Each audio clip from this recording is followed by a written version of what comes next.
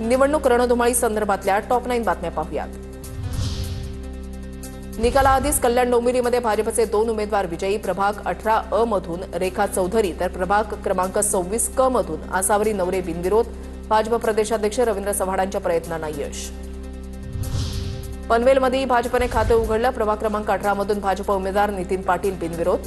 विरोधात कोणीही उमेदवार नसल्यानं भाजपच्या उमेदवाराचा बिनविरोध विजय.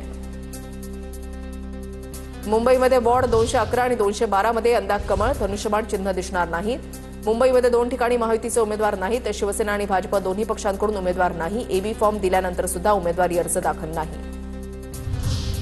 धुळे महानगरपालिकेमध्ये सुद्धा भाजपनं खातं उघडलं. प्रभाग क्रमांक 1 मधील भाजपच्या उमेदवार उज्ज्वला रणजित राजे भोसले बिनविरोध.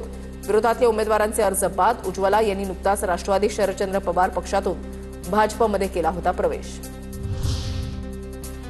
मीरा भाईंदर संभाजीनगरमध्ये फसवणूक. घटक पक्षांना सोबत घेऊन जाण्याची भूमिका भाजपनं घ्यावी.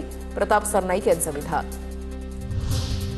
नागपूरमध्ये भाजप शिवसेनेचा जागावाटपाचा तिढा सुटला. 151 जागांपैकी शिवसेनेला 8 जागा. 8 पैकी 6 जागांवर भाजप उमेदवार देणार तर काँग्रेस आणि पवारांच्या राष्ट्रवादीची आघाडी अखेरच्या क्षणी तुटली. भाजप खासदार मेधा कुलकर्णी यांची फेसबुक पोस्ट चर्चेत. कुछ कह गए कुछ सह गए कुछ कहते कहते रह गए. गुलजार यांची कविता फेसबुक पोस्ट करत मेधा कुलकर्णींचा पक्षाला घरचा आहे. मला काही नको आहे मंत्रिपदाच्या प्रश्नावर कोकाटे यांची प्रतिक्रिया. रुग्णालयातून बाहेर आल्यानंतर कोकाटे यांची पहिली प्रतिक्रिया. सदनिका प्रकरणामध्ये माजी मंत्री माणिकराव कोकाटे रुग्णालयातून न्यायालयामध्ये दाखल. माहीममध्ये भाजप उमेदवाराच्या विरोधात शिंदेच्या शिवसेनेकडून श्रद्धा पाटील यांची बंडखोरी. प्रभाग क्रमांक 182 मधून भाजपकडून राजन पारकर उमेदवार. महानगरपालिका लढतीचं चित्र कसं असेल पाहूयात त्या संदर्भातल्या टॉप 9 बातम्या. पुण्यामध्ये भाजपकडून यंदा निम्म्या विद्यमान नगरसेवकांची तिकीट कापून नव्यानं संधी. काही आमदार आणि नेत्यांच्या मुलांना सुद्धा नाकारली उमेदवारी. 42 विद्यमान नगरसेवकांचं तिकीट कापलं.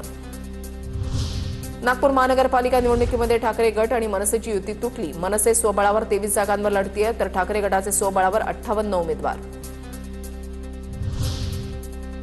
विदर्भातील 4ही महापालिकेमध्ये मवियामध्ये बिघाडी. नागपूर आणि चंद्रपूर महापालिकेमध्ये भाजप शिंदेच्या शिवसेनेची युती तर अमरावती आणि अकोल्यामध्ये भाजप आणि शिवसेना स्वतंत्र निवडणुकीच्या रिंगणात. नागपूरमध्ये काँग्रेस आणि पवारांच्या राष्ट्रवादीची आघाडी अखेरच्या क्षणी तुटली. काँग्रेसकडून 151 उमेदवार रिंगणात तर पवारांच्या राष्ट्रवादीनं 79 एबी फॉर्मचं वाटप केलं. पुणे महापालिकेसाठी उमेदवारी अर्ज भरल्यानंतर अजित पवारांच्या राष्ट्रवादीकडून 124 आणि 40चा फॉर्म्युला. मात्र आम्ही 70 अर्ज भरले असल्याचा अंकुश काकडे यांचा दावा. अर्ज माघार घेईपर्यंत 2 राष्ट्रवादीचं चित्र स्पष्ट होणार नाही. जालन्यामध्ये अजित पवारांची राष्ट्रवादी आणि मनसेमध्ये युती. हे 2 पक्ष एकत्र लढण्याचे राज्यातील हे एकमेव उदाहरण. अजितदादांच्या राष्ट्रवादीचे 50 तर मनसेनं 6 जागांवर उमेदवार उभे केले. काही अपक्ष उमेदवारांनाही पुरस्कृत केलं जाणार. कार्यकर्ते एबी फॉर्म माघारी देणार नाहीत. पुण्यामध्ये शिंदेची शिवसेना 165 जागा लढणार. प्रणव धंगेकर धनुष्यबाणावरच लढणार. रवींद्र धंगेकरांकडून स्पष्ट. पुण्याच्या मुळशीमध्ये शिवसेना काँग्रेसच्या पदाधिकाऱ्यांचा दादांच्या राष्ट्रवादीमध्ये प्रवेश. राष्ट्रवादीचे स्थानिक आमदार शंकर मांडेकरांच्या उपस्थितीमध्ये पक्षप्रवेश. निवडणुकीच्या पार्श्वभूमीवर राष्ट्रवादीची मोर्चेबांधणी सुरू. नाशिकमध्ये रिपाई आठवले गटाचा माजी जिल्हाध्यक्ष तुरुंगातून निवडणूक लढवणार. सातपूर गोळीबार प्रकरणामध्ये प्रकाश लोंढे तुरुंगात. न्यायालयाच्या निर्देशानुसार प्रकाश लोंढेंनी अर्ज दाखल केला. माजी जिल्हाध्यक्ष प्रकाश लोंढे प्रभाग क्रमांक 11 मधून रिंगणात. महानगरपालिका निवडणुकीच्या रणसंग्रामासंदर्भातल्याच टॉप 9 बातम्या पाहूयात. महाराष्ट्रामधील नाशिक सोलापूर अक्कलकोट महामार्गाला मंजुरी. विकासासाठी पुढील पिढीच्या पायाभूत सुविधांची उभारणी. पंतप्रधान मोदींची मराठीतून ट्विट करत माहिती.